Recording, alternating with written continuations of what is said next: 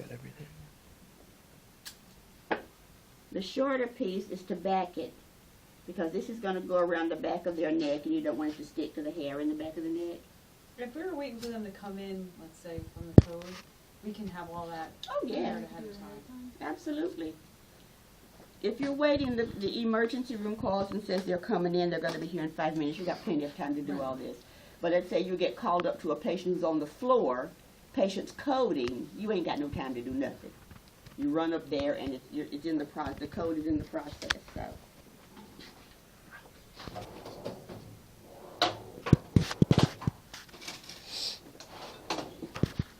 Tongue blade.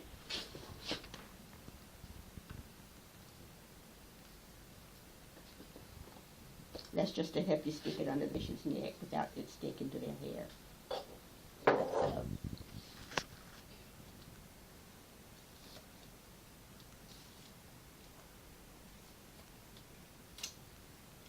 Arts and crafts. Okay. I always make the tape too long. I do the same thing in the hospital. I always make the tape too long. But you know what? I'd rather have one that's too long than one that's too short. I can always cut that extra off, but if it's too short, I got to start all over again. Okay.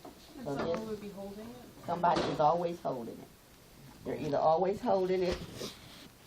I need to cut that off. Do they have to do the split tape, Mary? Yeah. This one comes around the tube. Right at the lip. So really it would make no sense to tape it there. Uh-huh. When she was saying before, should you tape it to mark it? If you're doing this method, then it would make no sense to tape it because you're not going to see the tape. Right.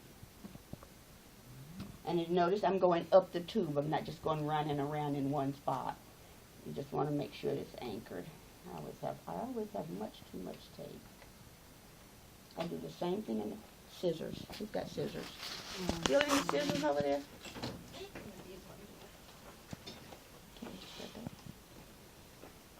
Thank you. Then what you want to do is just fold a little tab down. Just put a little. The reason that you want to do that is, if you'll notice, if you have just a raw end of tape there, and once you wrap it around, it's really hard to find the other end of that tape. And the person who comes after you that has to change this tube is going to be real mad at you because they're not going to be able to find it. You folded it Yeah. into it, yeah. This one will go over the lip. I'm sorry. And then we go under. Mm-hmm.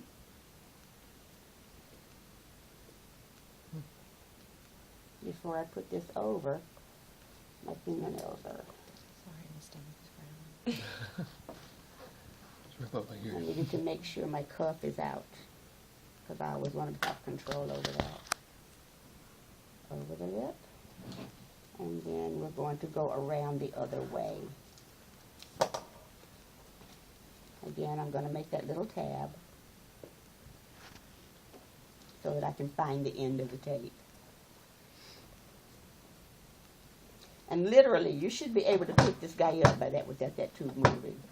I mean, you're not going to do that on a real person. Do you want us to do that on the check? But that is very securely controlled. And then again, you're going to document how many centimeters. You're going to document bilateral chest breath sounds. When you're listening to breath sounds, you need to listen here, here, here, here, and over the stomach. It might be a good idea to listen over the stomach first, because if you hear gurgling in the stomach, then you're probably in the esophagus. And that's very easy to do, because remember, they're like this, one on top of the other.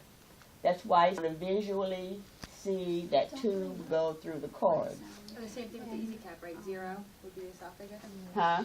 Easy cap, 0. It may not. Let's say this guy was at the dinner and he just had a 12-ounce of Coke. You may actually get some CO2 hitting that thing when you start bagging, if he just had a Coke. That's what Egan said. Huh? I think that's what Egan said.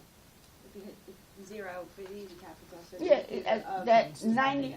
Huh? But that's why they Tends say to be do it a zero, few but there are times. Right, cases no, but I'm where it just won't. saying, like, if you did it 10 times and it's still, you know, Yeah, you yeah. hear it 90% and then of the you have a time you're zero, gonna you get can zero probably on your assume that you are EDK.